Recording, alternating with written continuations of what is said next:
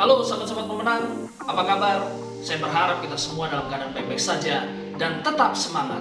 Pada kesempatan kali ini saya akan sharing berbagi topik yang menarik, yaitu menjadi pemimpin yang baik. Sebelum kita mulai lebih lanjut, ada baiknya bagi saudara yang belum subscribe, silakan di-subscribe, like, and share kepada orang-orang yang Anda kasihi supaya channel ini dapat bertumbuh. Berikut ini ulasannya menjadi pemimpin yang baik.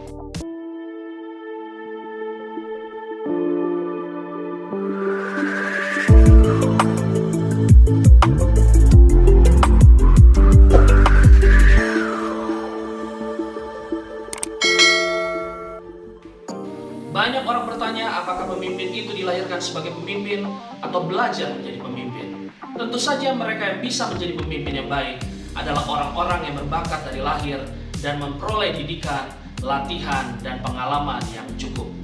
Tidak ada orang yang bisa menjadi pemimpin dunia tanpa menerima gemblengan atau didikan yang cukup dari orang lain. Menjadi pemimpin adalah melayani, bukan dilayani. Kita juga harus memberi teladan, bukan memerintah dengan semena-mena. Sebagai pemimpin yang baik, janganlah kita menuntut untuk dilayani dan dihargai karena siapa kita dan apa posisi kita. Tetapi, marilah kita memberi teladan dalam setiap perkataan dan perbuatan. Dengan demikian, orang-orang akan menghormati kita bukan karena keharusan, tetapi karena rasa hormat dari hati mereka yang terdalam. Kita melihat banyak pemimpin yang hebat pada awalnya, namun kemudian jatuh. Ada yang bangkit lagi, namun tidak sedikit yang benar-benar terhilang. Pemimpin yang baik bukan yang tidak pernah jatuh. Pemimpin yang baik adalah pemimpin yang menyadari kekeliruannya, mau berubah, berusaha bangkit dari kegagalannya, dan mau terus belajar. Apa yang harus dimiliki untuk kita dapat menjadi pemimpin yang baik? Langsung saja, yang pertama adalah visi dan tujuan. Pemimpin yang baik selalu memiliki visi dan tujuan. Mereka tidak hanya memvisualisasikan masa depan mereka sendiri, tetapi juga harus bisa membagikan visi mereka dengan pengikut atau anggota mereka, dan juga dapat berbagi strategi dan rencana tindakan untuk mencapai tujuan itu. Jack Ma pernah berkata, seorang pemimpin harus visioner dan memiliki pandangan ke depan lebih dari seorang karyawan. Yang kedua adalah integritas. Berintegritas berarti berketetapan hati untuk menerapkan nilai-nilai kebenaran secara konsisten dalam situasi apapun. Orang yang berintegritas adalah orang yang memiliki ketulusan hati dan kejujuran. Ia tidak akan bermuka dua, tidak munafik, dan tidak memiliki agenda tersembunyi. Apa yang dikatakannya, itulah yang dilakukannya. Pemimpin yang berintegritas tidak akan bersikap abu-abu atau berdiri di atas dua perahu.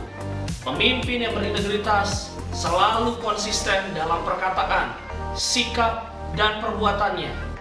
Tegas atau tidak berkompromi, namun tidak gengsi juga untuk mengakui kesalahannya.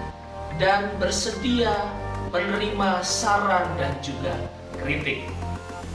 Skill bisa dilatih, pengetahuan bisa dipelajari.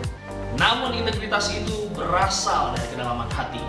Integritas tidak datang dalam semalam, tapi terbentuk karena proses, kedewasaan, dan kesadaran. Itu sebabnya pemimpin yang berintegritas sangat mahal harganya, teman-teman. Zig Ziglar berkata, dengan integritas, Anda tidak perlu takut karena Anda tidak menyembunyikan apapun. Dengan integritas, Anda akan melakukan hal yang benar, jadi Anda tidak akan merasa bersalah. Artinya apa, saudara? Sebagai seorang pemimpin, apa yang kita katakan adalah hal yang harusnya dapat dipegang dan disimpan oleh orang-orang yang kita pimpin. Hal ini tentu mensyaratkan adanya integritas dalam diri seorang pemimpin. Apa yang dikatakan, itu juga yang dikerjakan.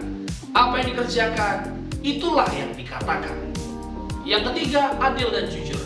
Hendaknya bila menjadi seorang pemimpin, harus dapat berlaku adil kepada semua orang. Pemimpin tidak boleh berat sebelah, karena jika tidak, maka tidak dapat memutuskan perkara dengan bijaksana. Untuk dapat melakukan hal tersebut, maka salah satunya harus mampu bersifat adil pada semua orang tanpa terkecuali. Hendaknya pemimpin yang baik juga selalu bersifat jujur pada semua orang. terutama pada mereka yang dipimpin. Memimpin dengan jujur tentunya akan membawa kondisi kepemimpinan yang dilakukan jauh lebih baik dan akan dicintai oleh mereka yang dipimpinnya. Yang keempat, menginspirasi orang lain. Sebagai pemimpin harus berpikir positif dan melakukan tindakan positif. John Quincy Adams berkata, jika tindakan Anda menginspirasi orang lain untuk bermimpi lebih banyak, belajar lebih banyak, berbuat lebih banyak, dan menjadi lebih banyak, Anda adalah seorang pemimpin. Artinya jika Anda berhasil menginspirasi bawaan Anda dapat dengan mudah mengatasi tantangan saat ini dan masa depan dengan mudah. Yang kelima, komunikator yang baik. Secara sederhana, jika Anda tidak dapat mengkomunikasikan pesan Anda secara efektif kepada tim atau anggota Anda, maka Anda tidak akan pernah bisa menjadi pemimpin yang baik. Mengapa demikian? Karena seorang komunikator yang baik bisa menjadi pemimpin yang baik. Karena kata-kata memiliki kekuatan untuk memotivasi orang dan membuat mereka melakukan hal yang tak terpikirkan. Jika Anda menggunakannya secara efektif, Anda juga dapat memperoleh hasil yang lebih baik. Komunikasi yang baik adalah kunci kepemimpinan yang baik. Seorang pemimpin yang efektif tahu bagaimana menyampaikan pesannya. Mereka adalah orator yang baik dan berkomunikasi untuk menyelesaikan pekerjaannya. Mereka tidak kasar. Mereka memiliki kata-kata yang baik dan bijak. Yang keenam, kreativitas dan inovasi. Apa yang membedakan seorang pemimpin dari pengikut atau anggotanya? Steve Jobs pernah berkata, inovasi membedakan antara seorang pemimpin dan pengikut. Untuk maju dalam dunia yang serba cepat saat ini, seorang pemimpin harus kreatif dan inovatif pada saat yang sama. Pemikiran kreatif dan inovasi yang konstan adalah yang membuat Anda dan tim Anda menonjol dari yang lain. Yang ketujuh, yang terakhir adalah, ini sangat menarik teman-teman, yaitu kerendahan hati. Saya pun belajar sampai saat ini. Semakin Anda bisa menahan ego Anda, semakin realistis Anda tentang masalah Anda. Anda belajar bagaimana mendengarkan dan mengakui bahwa Anda tidak tahu semua jawabannya. Anda menunjukkan sikap yang dapat Anda pelajari dari siapapun, kapanpun. Karena pemimpin yang hebat adalah mereka yang kuat dan tegas, tetapi juga rendah hati. Kerendahan hati tidak berarti Anda lemah atau tidak percaya diri. Kerendahan hati artinya Anda memiliki percaya diri dan kesadaran diri untuk mengakui nilai orang lain tanpa merasa terancam. Kesimpulan dari saya apa saudara? Menjadi pemimpin bukanlah sebuah pencapaian, tapi sebuah kepercayaan dan tanggung jawab.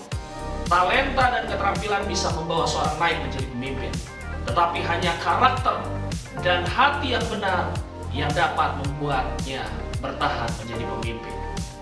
Demikian sharing saya, sampai jumpa di video-video berikutnya.